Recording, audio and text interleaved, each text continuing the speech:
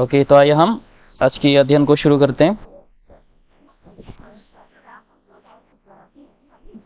Okay, तो आज हम खास विषय के ऊपर चर्चा करने वाले हैं जो ये साबित कर देंगे कुछ, जैसे हम कुछ वचनों को देखने वाले हैं, इससे हम साबित कर पाएंगे कि प्रभु यीशु मसीह खुदा है, प्रभु यीशु मसीह जो है सृष्टि करता है और इसमें कोई संदेह वाली बात नहीं।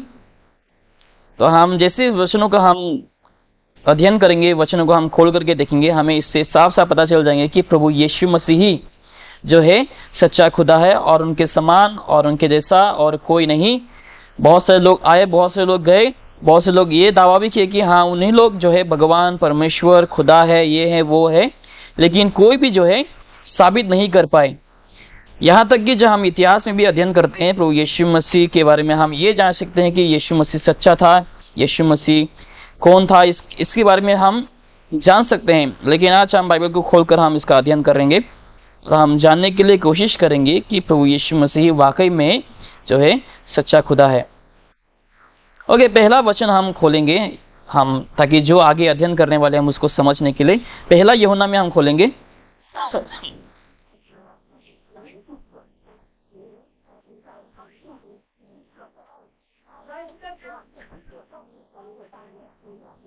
पहला यूहन्ना 5:7 में जब हम खोलते हैं,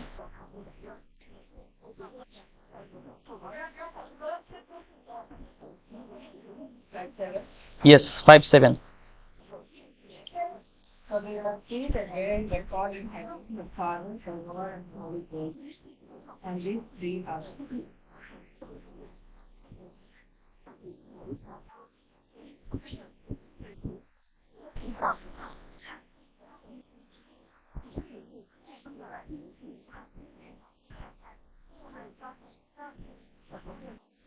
फाइव सेवन, राइट। ओके, तो इस वचन के द्वारा हम क्या समझते हैं? यहाँ पर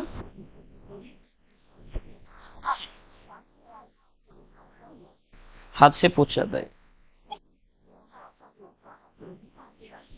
ठीक है। हमारे पास यहाँ पर पिता है, पुत्र है और पवित्र आत्मा। बाइबल क्या कह रहे हैं यहाँ पर? ये तीनों एक हैं, तीनों समान है, ठीक है। यहाँ पर कोई संदेह वाली बात नहीं। बाइबल ये साफ साफ बता दे रही है कि पिता, पुत्र और पवित्र आत्मा क्या है? तीनों एक हैं, ठीक है। तीनों अलग अलग नहीं। अगर तीनों अलग अलग हो जाते हैं तो क्या होंगे? हमारे पास तीन भगवान हो जाएंगे। लोग कहेंगे कि हम तीन भगवान की पूजा करते हैं। हम तीन भगवान की पूजा नहीं करते हैं, लेकिन एक ही परमेश्वर की हम आराधना करते हैं, स्तुति करते हैं। और बाइबल ये बता दे कि ये जो तीनों है ये एक हैं, ठीक है। लेकिन ये जो तीन यहाँ पर हम देख रहे हैं, तीन अलग अलग, तीन जो व्यक्तित्व है यहाँ पर, तीनों के जो काम है वो अलग अलग हैं। पुत्र के काम क्या है? पुत्र ने क्या किया? अपने आप को बलिदान दिया। पवित्र आत्मा क्या करता है? पापियों को पाप के बारे में बताता है। पिता का काम क्या है? कि हम लोगों की दुआओं को सुनना और हमारी प्रार्थना का जवाब देना, ठीक है। ये तीनों का जो काम है वो अलग अलग है, लेकिन तीनों क्या है? बाइबल क्या कह रही है? तीनों एक हैं, अलग अलग नहीं। अलग अलग हो जाएंगे तो हमारे पास तीन भगवान हो जाएंगे। फिर हम पिता, पुत्र, पवित्र। जैसे बहुत से लोग कहते हैं कि पिता जो है वो यहोवा है, यहोवा परमेश्वर है, लेकिन यहोवा परमेश्वर का पुत्र कौन है? प्रभु यीशु मसीह। यानी कि ये पिता नहीं है, ये भगवान नहीं है, ये सृष्टिकर्ता नहीं, लेकिन ये केवल क्या है? पिता का एक पुत्र है, ठीक है। पिता का एक केवल मात्र पुत्र है। बाइबल को इन लोग खोल करके जो है ये दिखाते हैं कि ये केवल एक पुत्र है, ये सृष्टिकर्ता नहीं। और बहुत से लोग इसको भी नहीं मानते कि पवित्र आत्मा भी परमेश्वर के लोग नहीं मानते हैं। उन लोग कहते हैं कि बस ये जस्ट क्या है? एक शक्ति है, एक सामर्थ्य है, ठीक है, एनर्जी है। लोग ऐसा आपको बताएंगे और ये साबित करने के लिए कोशिश करेंगे जो ट्रिनिटी है, जो बाइबल में जो शब्द नहीं है वो, हालांकि ट्रिनिटी बाइबल शब्द में नहीं है, बाइबल में नहीं है वो शब्द, लेकिन बाइबल ये बताती है कि तीनों जो है एक है, तीनों अलग अलग नहीं है। अगर तीनों अलग अलग हो जाएंगे तो यहाँ पर जो है प्रभु यीशु मसीह परमेश्वर नहीं हो सकता। अगर इसको मानने में किसी को दिक्कत आ जाती है तो लोग ये भी मानने के लिए असक्षम हो जाएंगे कि प्रभु यीशु मसीह ही खुदा है, क्योंकि अगर ये तीनों अलग अलग हैं, इसका मतलब प्रभु यीशु मसीह परमेश्वर नहीं हो सकता। ठीक है, अगर प्रभु यीशु मसीह परमेश्वर नहीं है तो हमारा विश्वास क्या है, पूरा का पूरा व्यर्थ है। अगर प्रभु यीशु मसीह परमेश्वर नहीं है तो हमें किसी और परमेश्वर की पूजा करने की आवश्यकता हो जाएगी फिर। ठीक है, क्योंकि ये अगर सृष्टिकर्ता नहीं है, अगर ये परमेश्वर नहीं है तो हम क्यों पुत्र का आराधना करते हैं। इससे अच्छा जो सृष्टिकर्ता है, जो मेन परमेश्वर है, उसकी हमें इबादत करनी चाहिए, है कि नहीं। लेकिन बाइबल ये बताती कि हाँ, यीशु ही जो है परमेश्वर है। ये हम बाइबल से साबित करने वाले हैं। ओके, आगे और भी समझने के लिए हम और एक वचन को खोलेंगे। पुराने नियम में हम जाएंगे यशाया, आइज़ाया चैप्टर 9। वो हम सब जानते हैं, जो हम क्रिसमस के दौरान इस वचन का इस्तेमाल करते हैं। शायद बाकियों को पता चल गया रहेगा।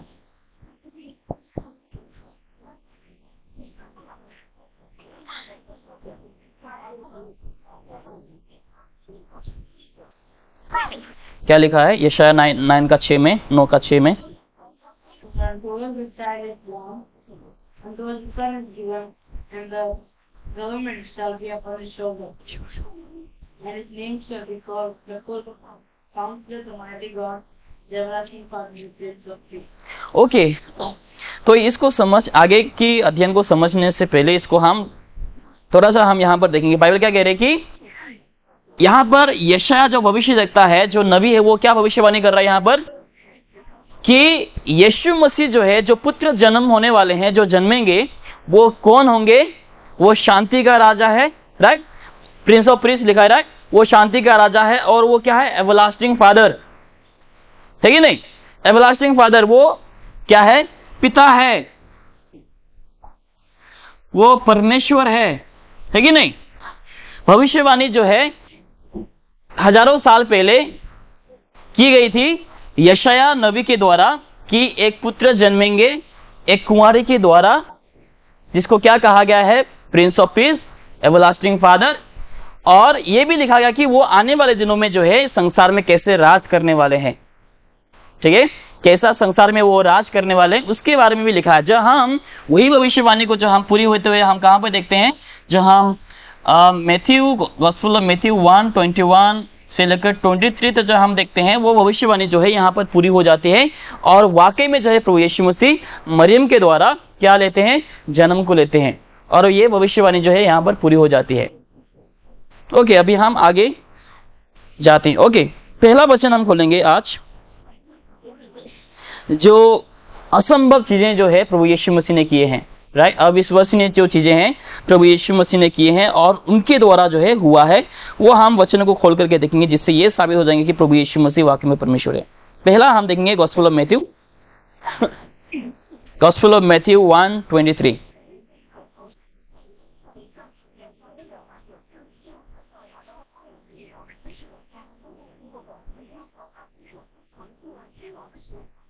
The virgin shall be child, and shall bring forth a son. They shall call his name Emmanuel, which being God. Okay, तो यहां पर सबसे पहली बात हम क्या देख रहे हैं कि हम जब इसके बारे में सोच रहे हैं, ठीक है, जब हम सोचते हैं इसके बारे में, ये हमारे नजरों के द्वारा हमारे समझ से अपार है, समझ से परे है कि एक ऐसा व्यक्ति यहां पर हम देखते हैं जो कुंवारी के द्वारा क्या लेते हैं, जन्म लेते हैं। क्या ये संभव है, राइट। ये संभव नहीं है। तो जब हम वर्जिन बर्थ को हम देखते हैं, ठीक है, प्रभु यीशु मसीह का जो मरियम के द्वारा, जो कुंवारे के द्वारा जो यीशु मसीह ने जन्म लिया है, वो असंभव है, वो नामुमकिन है, अविश्वसनीय है, जिसको हम अपने हमारे दिमाग से हम उसको समझ नहीं पाते हैं। लेकिन वो क्या है, संभव हुआ है और वो हुआ है बाइबल के अनुसार। बाइबल में क्या लिखा है, प्रभु यीशु मसीह ने जो है मरियम के द्वारा पवित्र आत्मा के अनुसार जो है प्रभु यीशु मसीह का जन्म हुआ है। ये इतिहास में आप कहीं भी नहीं सुने कि किसी का भी जो है ऐसा ही जन्म हो गया बिना माँ बाप के संबंध से, है कि नहीं। आप कहीं भी नहीं सुनेंगे कि कोई भी ऐसा ही पैदा हो गया। वहां पे मनुष्य का हाथ होता है, लेकिन यहाँ पर जो है किसी मनुष्य का हाथ नहीं है, ठीक है, किसी भी मनुष्य का यहाँ पर हाथ नहीं है, जिसके द्वारा हम पता चलते हैं कि ये जो पुत्र है ये कोई साधारण पुत्र नहीं है, साधारण कोई ये संतान नहीं है, साधारण कोई बच्चा नहीं है, ये परमेश्वर खुद है जो मनुष्य का रूप धारण करके जन्म लिया है। अगर सोचो मनुष्य का संबंध होके यीशु मसीह का जन्म होता तो यीशु मसीह परमेश्वर नहीं हो सकता। इससे क्या साबित हो जाता कि मरियम और यूसुफ जो है वो भगवान हो जाते फिर, ठीक है, मरियम और यूसुफ वो परमेश्वर बन जाते, यानी कि उन लोग जो है यीशु का सृष्टिकर्ता बन जाते, जैसे आज कैथोलिक में विश्वास करते हैं, राइट, कि मरियम जो है यीशु मसीह का माँ है। उन लोग ये मानते हैं कि प्रभु यीशु मसीह परमेश्वर है, और उन लोग ये कहते हैं कि हाँ मरियम जो है भगवान परमेश्वर प्रभु यीशु मसीह का माता है, जिसके चलते उन लोग किससे प्रे करते हैं, माँ से प्रार्थना करते हैं, यीशु को छोड़कर उन लोग माँ से प्रार्थना करते हैं। लेकिन बाइबल में लिखा है कि परमेश्वर और मनुष्य के बीच में एक ही मीडिएटर है, वो कौन है, प्रभु यीशु मसीह।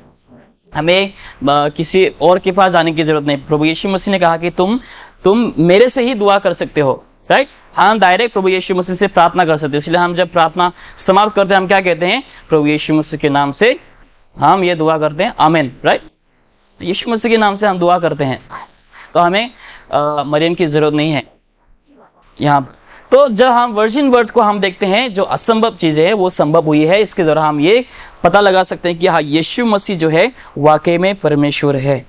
ओके, अभी हम दूसरा वचन में जाएंगे, गॉस्पेल ऑफ मार्क में हम जाएंगे, gospel of Mark chapter 4।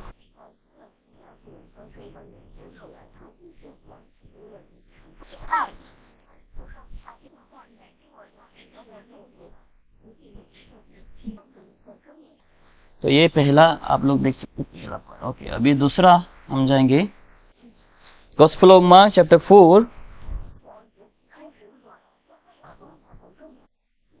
Verse 37 में देखो क्या लिखा है। A room with great stock of waves. The waves beat into the ship, so that it was now full. आगे अगला वचन, And he was in the hinder part of the ship, asleep on a pillow. And they awake him and say unto him, Master, carest thou not that we perish? Okay, तो यहाँ पर हम कहानी जानते हैं, राइट, सभी लोग, जोना, okay, कुछ भी बना दिया मैंने, चलो। तो यहाँ पर एक नाव में जो है यीशु मसीह और उनके चेले उन लोग नदी के उस पार जा रहे होते हैं, और अचानक से क्या हो गया, वहां पर एक आंधी आ गई, बहुत आंधी तूफान वहां पर आने लगे, लहरें आने लगे, बहुत ज्यादा ऊंची ऊंची लहरें आने लगे, आंधी आने लगे।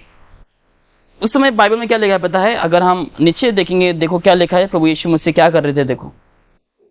And he arose and rebuked the wind and said unto the sea. नहीं, वही सेम वचन में जहां पर लिखा है यीशु के बारे में, यीशु क्या कर रहे थे जब आंधी आ रहे थे, 38 में शायद, And he was नहीं, on the ship, asleep on a pillow, and 39, and he arose and rebuked the wind and said unto the sea, Peace be still. And the wind ceased, and there was a great calm. नहीं नहीं वो नहीं, जहां पर लिखा कि प्रभु यीशु मसीह सोया हुआ है, 38, ओके, अच्छा, मैंने चैप्टर 6 निकाल के रखा है इसीलिए, यस, वो भी तकिया में, राइट, तकिया लगा के यीशु मसीह सोया हुआ है। जब हम यहाँ पर जब हम इसको देखते हैं, द नेचर ऑफ क्राइस्ट, जैसे मैंने पहले भी जिक्र किया था कि यीशु मसीह का 2 ऐसे नेचर है, ठीक है, एक ह्यूमन नेचर, एक डिवाइन नेचर। यीशु मसीह एक 100% क्या है, वो मनुष्य है, ठीक है, यीशु मसीह 100% मनुष्य है, ऐसा नहीं कि 99, ऐसा नहीं कि 88, शायद 95, ऐसा नहीं, यीशु मसीह 100% क्या है, मनुष्य है, ठीक है। यीशु को नींद आती है, यीशु को भूख लग जाती है, यीशु थक जाते हैं, यीशु को प्यास लग जाता है, ठीक है, यीशु रोते हैं, यीशु बात कर सकता है, यीशु चलता है।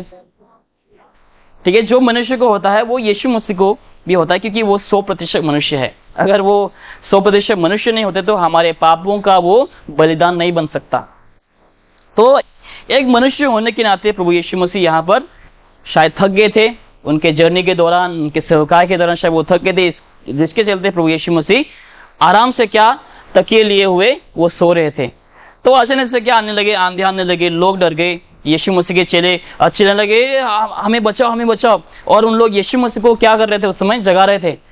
यीशु क्या आप हमारे बारे में परवाह नहीं करते? देखो हम मरने वाले हैं, आप सो रहे हो आराम से।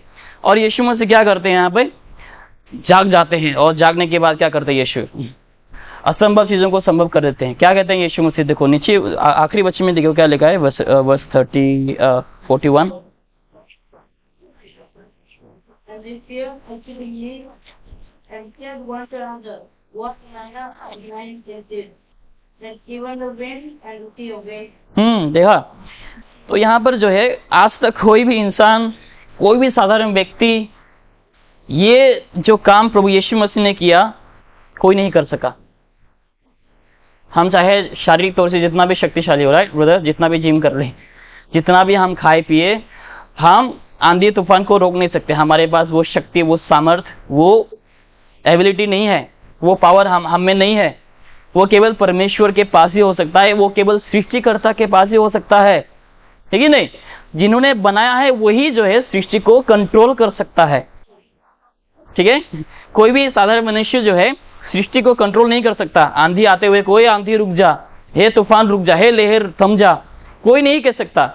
लेकिन प्रभु यीशु मसीह सृष्टि करता है, इसीलिए जो है सृष्टि भी जो है यीशु की आज्ञाओं का पालन करता है। ठीक है, तो यीशु मसीह के पास क्या है? शक्ति है प्रकृति के ऊपर। ठीक है, यीशु मसीह के पास क्या है? शक्ति है प्रकृति के ऊपर, चाहे वो जैसे भी हो।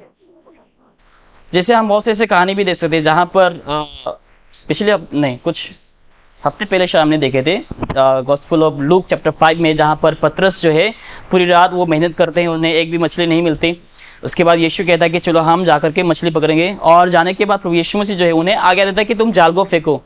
यहाँ पर जो है अगिनत मछली पतरस की जाल में आ जाता है। कैसे? क्योंकि प्रभु यीशु मसीह ने जो है फिश को आज्ञा दिया, मछलियों को आज्ञा दिया आने के लिए, और मछलियां भी जो है यीशु की आज्ञाओं का पालन करती है।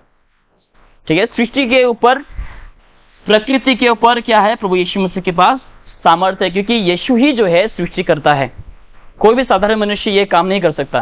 केवल सृष्टिकर्ता जिन्होंने ये सब चीजों को बनाया है, देखी अनदेखी चीजों को जिन्होंने बनाया है, वही जो है आंधी तूफान को आज्ञा दे सकता है और शांत कर सकता है। और देखो यीशु मसीह के चेले भी अचंभे हो गया, किस प्रकार का मनुष्य है ये। देखो यहां तक कि आंधी तूफान भी इनकी आज्ञाओं का पालन करता है।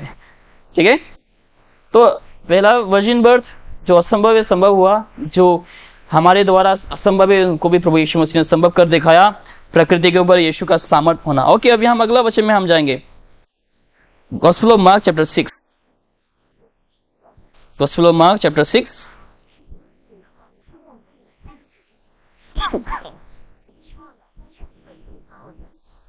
वर्स 38 में देखेंगे।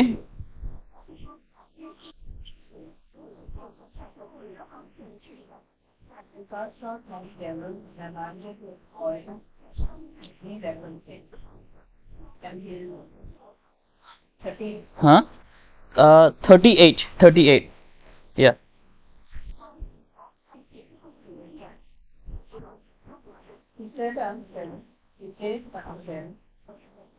How many loaves have you? Go and see. And when they knew, they said 5 and 6. Okay, यहाँ पर भी देखो, आज तक आपने हिस्ट्री में कहीं पे भी, कहीं पुस्तक में भी, कहीं जगहों में भी नहीं सुने रहेंगे जो यहाँ पर हम सुनने वाले हैं। राइट, काफी सारे लोगों ने इसके ऊपर प्रचार भी किए और हम भी जानते हैं सब लोग यहाँ पर इसके बारे में। इतने सारे लोगों को, ठीक, बाइबल में लिखा है मरकुस में, गॉस्पेल ऑफ मैथ्यू में, कि 5000 जो है पुरुष,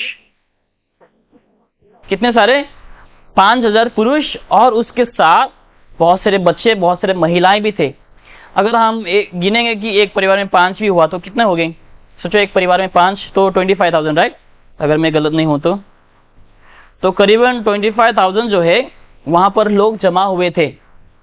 कितने सारे आहार, कितने सारे भोजन यीशु मसीह के पास थे तभी। भाई हमने क्या देखा अभी? कितने सारे रोटी? 5 रोटी और कितने मछलियां? 2 ही। क्या संभव है 5 रोटी और 2? पता नहीं, हम घर में हम तो 2 ही हैं, हम बहुत सारे खा जाते हैं, ठीक है। 2 रोटी भी होगा नहीं, हमें बस नहीं होगा। अगर हम 2 खाएंगे, 2 मछली, 2 फिश भी कम हो जाएंगे 2 जनों के लिए। तो यहाँ पर करीबन 25,000 लोग की बात आ रही है। यहाँ पर 5,000 पुरुष है और अगर हम सबको गिन ले तो करीबन 25,000 के बराबर लोग आ जाएंगे। तो 5 रोटियां और 2 मछलियों के द्वारा जो है इतने सारे लोगों को खिलाना क्या है? असंभव है, नामुमकिन है। लेकिन यीशु मसीह ने नामुमकिन को भी क्या कर दिखाया? मुमकिन कर दिखाया। 2 मछलियां 5 रोटी के द्वारा 25,000 लोगों को जो है खिलाए पेट भर के। और भाइयों ने क्या लिखा है? और 12 कटोरी, कितने? 12 बास्केट, 12 कटोरी जो है बच गया। और जिस बच्चा से लिया था उस बच्चे को वापस भी कर दिए। Blessings, right? जब हम यीशु को देते हैं, वो प्रचार भी हमने सुने, जब हम यीशु को देते हैं कुछ, जब हमारे पास कुछ भी नहीं होते हैं, तब भी हम जब यीशु को देते हैं, यीशु मसीह हमें वो क्या कर देते हैं? मल्टीप्लाई कर देते हैं। तो यीशु मसीह क्या कर सकता है? मल्टीप्लाई कर सकते हैं। यीशु मसीह के पास वो सामर्थ्य, वो शक्ति है। अगर हम इसके बारे में सोचेंगे तो ये नामुमकिन लगता है, ठीक है। लोग इन सब चीजों के बारे में हमें नहीं बताएंगे, लेकिन यीशु मसीह की जो मानवता है, मनुष्यत्व है, जो ह्यूमन नेचर है, उसके ऊपर लोग बताएंगे। देखो यीशु मसीह कैसे भगवान हो सकता है, यीशु मसीह कैसे सृष्टिकर्ता हो सकता है। वो तो बस साधारण मनुष्य है। जैसे मुसलमान लोग उंगली उठाएंगे, बोलेंगे यीशु मसीह बस साधारण एक नबी है। यीशु मसीह सृष्टिकर्ता है। यहाँ पर देखो यीशु मसीह ने नामुमकिन चीजों को मुमकिन कर दिखाया, असंभव चीजों को संभव करके दिखाया। ओके, और एक वचन हम खोलेंगे, गॉस्पेल ऑफ जॉन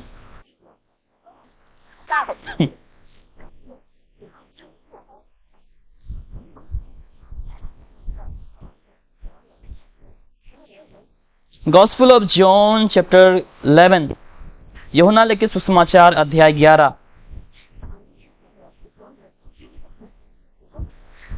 का अगर हम 39 देखेंगे, यानी कि 39 से लेकर हम अगर 44 तक देखेंगे,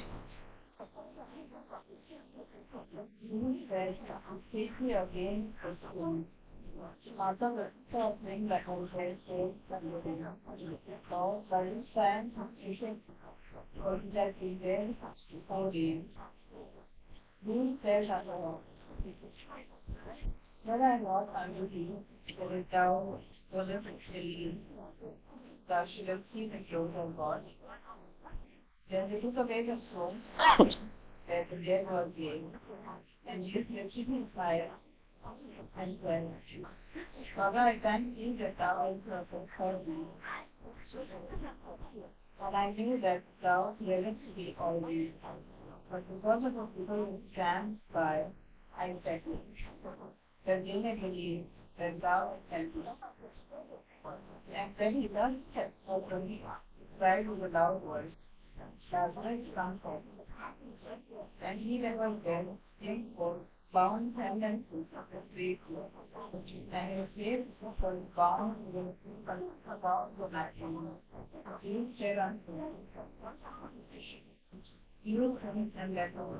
ओके, तो यहाँ पर भी देखो काफी सारी से घटनाएं हैं जहां पर यीशु मसीह ने किए, मुर्दों को जिलाया। लेकिन मैंने ये घटना लिए ताकि हम ये देख सके कि लाजरस 4 दिन से क्या है? मरा हुआ है। कितने दिन से? 4 दिन से।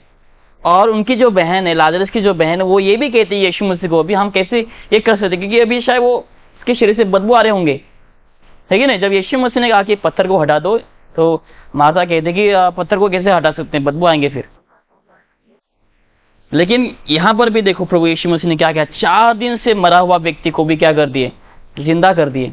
क्योंकि मरना जीना किसके हाथ में है? यीशु के हाथ में है, हम मनुष्य के हाथ में है नहीं है, वो प्रभु यीशु मसीह के हाथ में है। केवल एक सृष्टिकर्ता ही ऐसा जो है कार्य को कर सकता है, कोई साधारण मनुष्य नहीं कर सकता है। आप बोलेंगे बहुत से लोग बोलेंगे शायद देखो बाकी लोगों ने भी तो किए थे, 12 डिसाइपल्स जो है प्रभु यीशु मसीह के जो चेले हैं उन लोगों ने किए, लेकिन क्यों लिखा कि प्रभु यीशु मसीह ने जो है उन लोगों को क्या दिया, सामर्थ को दिया ये काम करने के लिए, राइट। चेलों को दिए, प्रेरित लोगों को दिए, अपोस्तल लोगों को दिए वो सामर्थ, ताकि उन लोग जो है मुर्दों को भी जिला सके। लेकिन उसके पीछे भी एक मकसद था, एक कारण, एक वजह थी। लेकिन आजकल बहुत से लोग इसे क्लेम करते हैं, देखो प्रॉफिट, ये प्रॉफिट ने इसको जिलाया, वो प्रॉफिट ने उसको जिलाया। बाद में कोई पता लगाते हैं कि वो बच्चा जो है वो मरे थे ही नहीं, मरे ही नहीं। तो बहुत से लोग ऐसे मतलब नाटक करते हैं स्टेज पे, हॉस्पिटल में जाके, या फिर जो अंतिम संस्कार कर रहे होते हैं उनके घर में नहीं जा सकते हैं, क्योंकि वहां पर उन लोग जाकर किसी को भी जिंदा नहीं कर सकते। केवल स्टेज में जो है उन लोग परफॉर्म कर सकते हैं, क्योंकि स्टेज में जो है उन लोग पहले से प्री प्लान करते हैं, अपने ही लोगों को उन लोग पहले से ये तैयार करते हैं, ताकि वहां पे नाटक किए जा सके, लोगों को ये दिखा जा सके कि देखो प्रोफेट बाबा जो है बहुत शक्तिशाली है, ये है वो है। लेकिन उन लोगों के पास वो शक्ति, वो औकात, या फिर वो पावर नहीं है कि उन लोग हॉस्पिटल में जाकर, या फिर जो अंतिम संस्कार हो रहे होते हैं, लोग रो रहे होते हैं उनके अंतिम संस्कार, बहुत से परिवार के जन लोग आए हुए होते हैं, जो रिलेटिव से बाहर से आए हुए होते हैं देखने के लिए अंतिम बार, उसको दफनाने से पहले या फिर जलाने से पहले वहां पे जाना चाहिए। ऐसे लोगों को जो ये क्लेम करते हैं, दावा करते हैं कि मेरे पास वो शक्ति है, मैं अपोस्तल हूं, क्योंकि अपोस्तल जो है उन लोग भी जो है मुर्दों को जिला सकते हैं, बाइबल में लिखा है।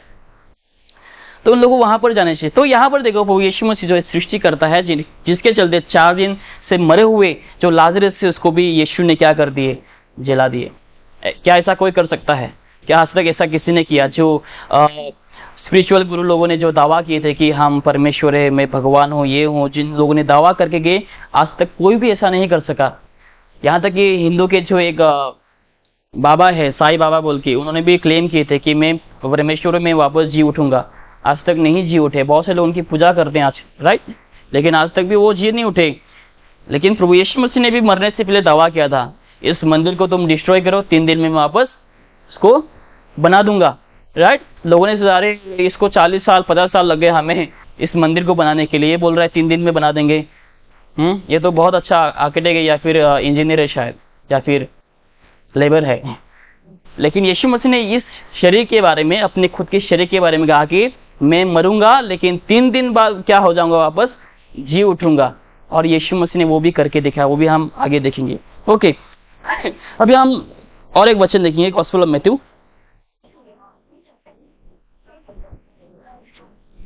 गॉस्पेल ऑफ मैथ्यू चैप्टर 14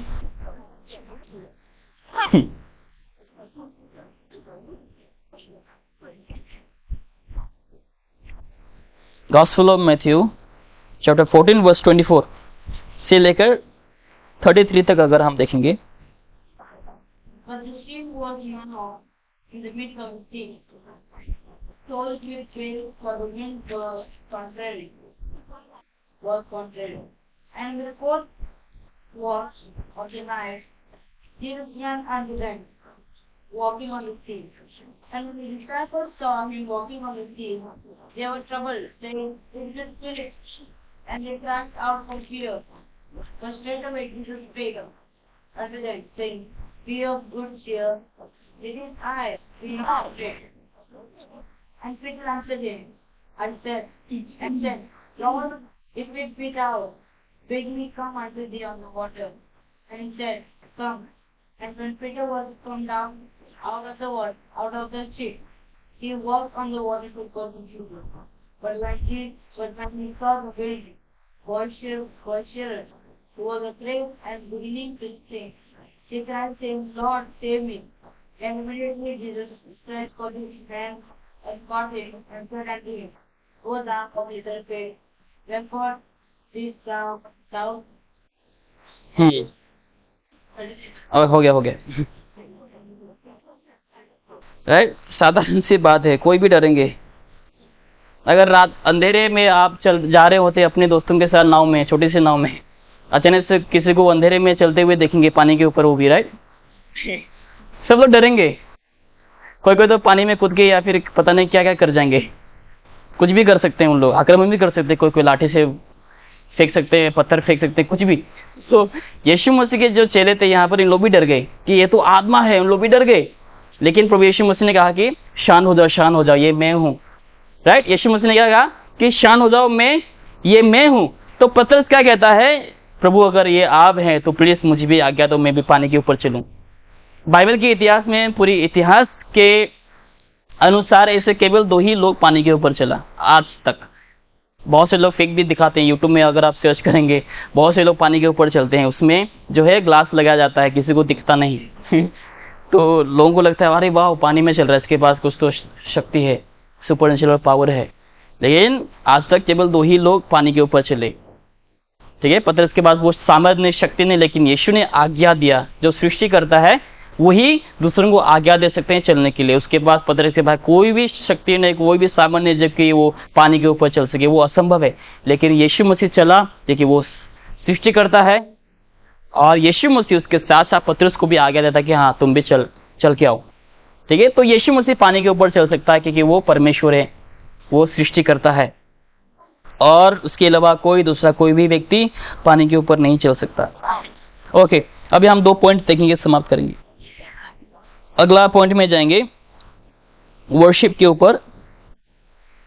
अभी हम जाएंगे gospel of Matthew chapter 2।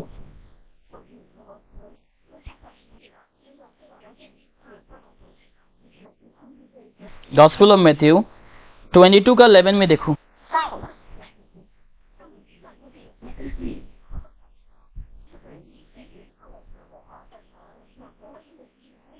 Gospel of Matthew chapter 2 verse 11.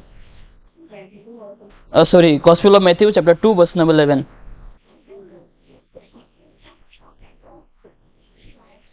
Sunday school.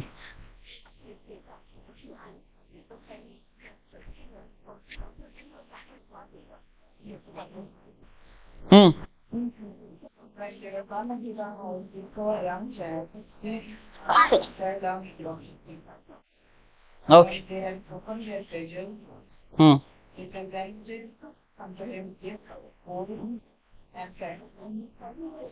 Okay okay, अभी हम जैसे संडे स्कूल में हमें सिखाया जाता है, ठीक है, थोड़ा सा इसमें टाइम बिताया जाए। ओके, तो ये कहानी हम सब जानते रहे। कितने ज्ञानी लोग आते हैं यहाँ पर, कितने सारे वाइज मैन, सब लोगों ने सिखा रहेगा, सब लोगों ने सुना रहेगा, सब लोगों ने संडे स्कूल के दौरान बचपन में आपने सुने रहेंगे, लोगों ने सिखाया, सिखाते हुए। कितने सारे वाइज मैन, ठीक है, 3 वाइज मैन। और जब 3 वाइज मैन आए, उन लोग कहाँ पे गए यीशु मसीह को गिफ्ट देने के लिए? कहाँ पे गए? उन लोग फोटो वगैरह में सिखाते हुए उन लोग क्या दिखाते हैं? मैंजर में जाते हैं, राइट, गौशाला में जाते हैं यीशु मसीह को क्या बोलते इसको, गिफ्ट देने के लिए, उपहार देने के लिए। ठीक है, तो जैसे सिस्टर को भी डाउट है, देखो। ओके ओके, तो उन लोग क्या दिखाते हैं गौशाला में, ठीक है, मेंजर में जो है यीशु मसीह को छोटा सा बालक, करीबन न्यू बॉर्न बेबी, नोएल के जैसा। नोएल मतलब नोएल, वो ये वाला नोएल नहीं, इसका जो बेटा है, हाँ, छोटा नोएल, ठीक है, यहाँ पे सुला जाता है। और पीछे जो है बहुत सारे बैल बकरियां रहती है वहां पर, और 3 ज्ञानी लोग झुक करके क्या देते हैं? गिफ्ट देते हैं, राइट। कहाँ पे? गौशाला में। लेकिन बाइबल में क्या लिखा है? घर में। तभी यीशु मसीह की जो एज है करीबन 3 या फिर 4 साल के हो चुके हैं प्रभु यीशु मसीह। और बाइबल में कहीं भी लिखा है कि कितने सारे ज्ञानी लोग, बाइबल में लिखा है बस वाइज मैन, राइट, प्लूरल में लिखा गया है कि वाइज मैन कितने सारे हैं हमें नहीं मालूम, 1 से अधिक, 2 से अधिक हैं, लेकिन 2, 3, 4 भी हो सकते हैं, 10 भी हो सकते हैं, 15 भी हो सकते हैं, हमें कोई इसके बारे में याद नहीं। देखो यहाँ पर जब यीशु मसीह बालक थे तब बाइबल में क्या लिखा है? Wise man. वाइज मैन मतलब क्या है? ज्ञानी लोग, समझदार लोग, जो जानते हैं, जो समझते हैं इन लोग जो है आकर किसकी इबादत किए, किसके सामने झुके, यीशु के सामने झुके, जो केवल 3 से 4 साल के ही है, ठीक है, 3 के 4 साल के ही हैं वो। और ज्ञानी लोग आकर यीशु की आराधना कर रहे हैं। क्यों आराधना कर रहे हैं? क्योंकि उन लोग जानते हैं कि यीशु जो है वो कोई साधारण बालक नहीं, वो सृष्टि करता है, वो जन्मा है मनुष्य के उद्धार के लिए, मनुष्य को बचाने के लिए वो जन्मा है।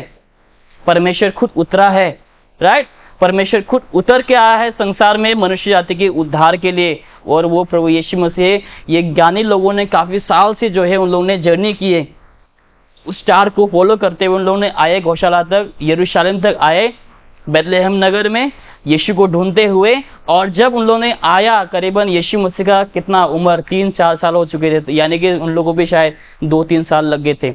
जब उन्होंने सुना कि हाँ यीशु मसीह का अभी पैदा होने वाला है, यीशु मसीह जो है पैदा होने वाले, तब उन्होंने जब न्यूज सुने, शायद उन्होंने भी तभी से जर्नी जो है शुरुआत कर दी थी। तो 2 से 3-4 साल उन लोगों को भी लग गए वहां पर पहुंचने के लिए। और जैसे उन्होंने पहुंचा यीशु मसीह के, तुरंत उन्होंने क्या किए, आराधना किए। भी बाइबल में ये नहीं लिखा कि उन्होंने मरियम की आराधना की, राइट, यहाँ पर क्या लिखा है। और एक बात देखो क्या लिखा है, वर्स नंबर 11, किसके साथ दिखा, When they come into the house, Jacob the young child married his mother. किसके साथ दिखा, मरियम के संग देखा। अगर इन लोग को मालूम होता कि हाँ मरियम की जो हमें प्रार्थना करनी चाहिए, जैसे कैथोलिक लोग करते हैं, तो इन लोग तो ज्ञानी, उन लोग को पता होना चाहिए था, उन लोग भी मरियम की आराधना करते, लेकिन नहीं किए। उन लोगों ने जो है मरियम के संग उस बालक को देखा और उस बालक की आराधना किए, सामने झुके, वर्शिप किए, फिर उन लोगों ने गिफ्ट को दिए, ठीक है, गिफ्ट को दिए। ओके, अब यहां हम और एक वचन को गौर करेंगे। कौन सा वचन ये, ओके, गॉस्पेल ऑफ मैथ्यू में जाएंगे वापस, gospel of Matthew chapter 8,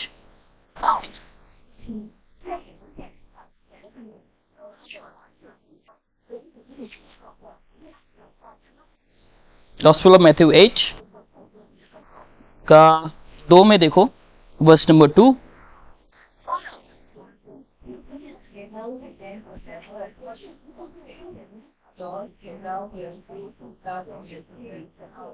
okay, तो यहां पर क्या लिखा है, एक लकवा, ठीक है, एक लकवा का जो व्यक्ति है, लकवा वाले जो व्यक्ति है, वो आकर क्या करते हैं, यीशु की आराधना करते हैं।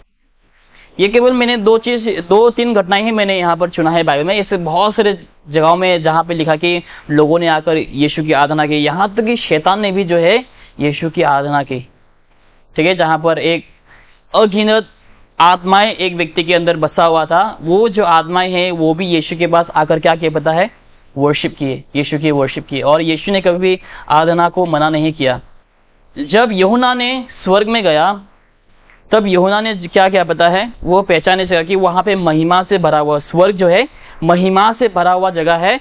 और यूहन्ना को क्या लगा पता है, एक स्वर्गदूत यूहन्ना को दिखा, उसको लगा कि हाँ ये शायद यीशु हो सकता है, और वो आराधना करने लगी कि वहां से महिमा से भरा हुआ है। जब हम भी जाएंगे, हम भी महिमा से भर जाएंगे। जब हम स्वर्ग में जाएंगे, हम भी क्या हो जाएंगे पता है, महिमा से भर जाएंगे। हम सुंदर देखेंगे, खूबसूरत देखेंगे। शायद अभी हम में से बहुत से लोग खुद को पसंद नहीं है, जब हम आईने में देखते हैं पसंद नहीं, मेकअप लगाते हैं इसलिए हम बाल ऐसा करते हैं, हाँ, लेकिन जब हम स्वर्ग में जाएंगे हम बहुत खूबसूरत हो जाएंगे, हम महिमा से भर जाएंगे, ठीक है। तो जब यूहन्ना स्वर्ग में गया, तो जब उन्होंने स्वर्गदूत को देखा और तुरंत क्या किए, स्वर्गदूत की आराधना किए। किसने किए, यूहन्ना ने, पहचान भी नहीं सका वो। तो स्वर्गदूत क्या कहता है पता है, उसने मना किया कि मेरी आराधना मत करो, लेकिन जो मेमना है, जो यीशु है, केवल उन्हीं का आराधना करनी चाहिए। यहां तक कि स्वर्गदूत ने भी क्या जो है आराधना को रिजेक्ट किया, मुझे आराधना मत करो, मैं उसका लायक नहीं हूं। केवल एक ही जन लायक है जो मेमना है, परमेश्वर का मेमना, वो कौन है, प्रभु यीशु मसीह, ठीक है। तो प्रभु यीशु मसीह जो है आराधना के लायक है। बहुत से लोग कहते हैं कहाँ पे यीशु ने कहा कि मैं परमेश्वर मेरी आराधना कर, इसी के ऊपर हम स्टडी कर रहे हैं, जहां से लोग प्रश्न उठाते हैं कि कहाँ पे लिखा है बाइबल में कि यीशु कहता है कि मैं ही परमेश्वर और मेरी इबादत करो। ऐसे बहुत से वचन हैं जहाँ पर देखो लोगों ने आकर के यीशु की इबादत की है। यहाँ पर देखो लकवा वाले बीमार के लोग जो है, व्यक्ति जो है, आकर क्या करते हैं, यीशु की आराधना करते हैं, वर्शिप करते हैं। केवल इंसान ही नहीं, केवल व्यक्ति ही नहीं, लेकिन शैतान तक भी जो है यीशु की आराधना करते हैं, क्योंकि वो भी समझते हैं कि यीशु कौन है, ठीक है, वो भी समझते हैं कि यीशु कौन है। ओके, और एक वचन हम इसके ऊपर गौर करेंगे। Gospel of Matthew 28।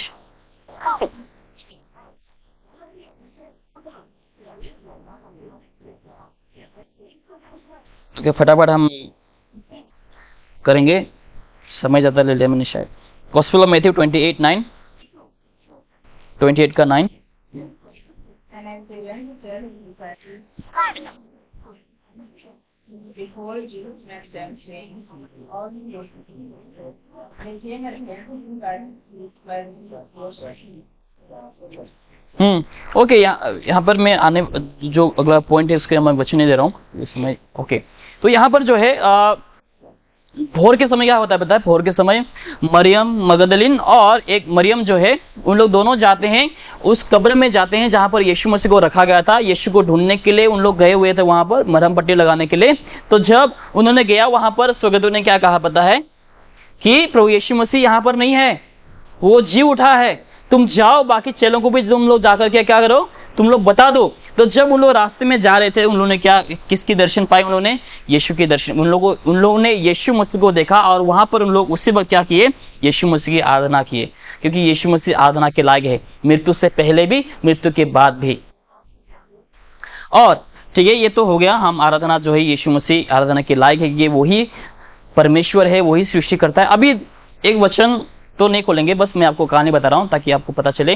Gospel of John में जब हम देखते हैं आखिरी वचन में, वहां पर एक कहानी हम जानते रहेंगे जहां पर पतरस ने जो है, जब यीशु मसीह को सेना लोग, ठीक है, सोल्जर लोग जो यीशु मसीह को पकड़ने के लिए आए हुए थे, तभी क्या करता है पता है? पतरस अपना तलवार को जो है निकाल कर क्या कर देते हैं? एक सोल्जर के जो कान है उसको क्या करते हैं? पतरस काट देते हैं। आपने सुना रहेगा राइट? कान अलग हो गया, शरीर से अलग हो गया कान। अभी ये मुमकिन ही नहीं कि कान को वापस लगा सके कोई, ठीक है। डॉक्टर होता तो क्या करना पड़ता? शायद इसको सिलाना पड़ता, या फिर पता नहीं मुमकिन हो कि मुमकिन नहीं है। लेकिन यीशु मसीह ने क्या किया? बस यीशु मसीह ने बस उठाए, बस जैसे कि फेविकोल जैसा चिपका दिया, बस जैसे कि कुछ हुआ ही नहीं, जैसे पहला था वैसे ही वापस हो गया। ये कौन कर सकता है? परमेश्वर ही कर सकता है। जिन्होंने मनुष्य को बनाया वही कर सकता है, राइट? साधारण व्यक्ति, कोई भी डॉक्टर ऐसा नहीं कर सकता है कि कटा हुआ कान को वापस उठाकर चिपका दे, ऐसा मुमकिन ही नहीं। लेकिन यीशु मसीह ने वो मुमकिन करके दिखाया, क्योंकि यीशु मसीह कौन है? परमेश्वर है। और आखिरी बात जो सबसे इंपॉर्टेंट है कि यीशु मसीह वापस जी उठा। आमीन। यीशु मसीह वापस जी उठा। जैसे यीशु मसीह ने दावा किया था कि मैं जी उठूंगा 3 दिन बाद, और वैसे ही जो है, जैसे यीशु मसीह ने दावा किया वैसे ही जो है 3 दिन बाद यीशु मसीह जी उठा। आज तक कोई भी जी नहीं उठा, केवल यीशु मसीह जो है जी उठा है। आमीन। ठीक है, आने वाले दिनों में हम और कुछ और देखेंगे। आज के लिए इतना ही। परमेश्वर हम प्रतिदिन को आशीष करें। हम इस समय प्रार्थना करें।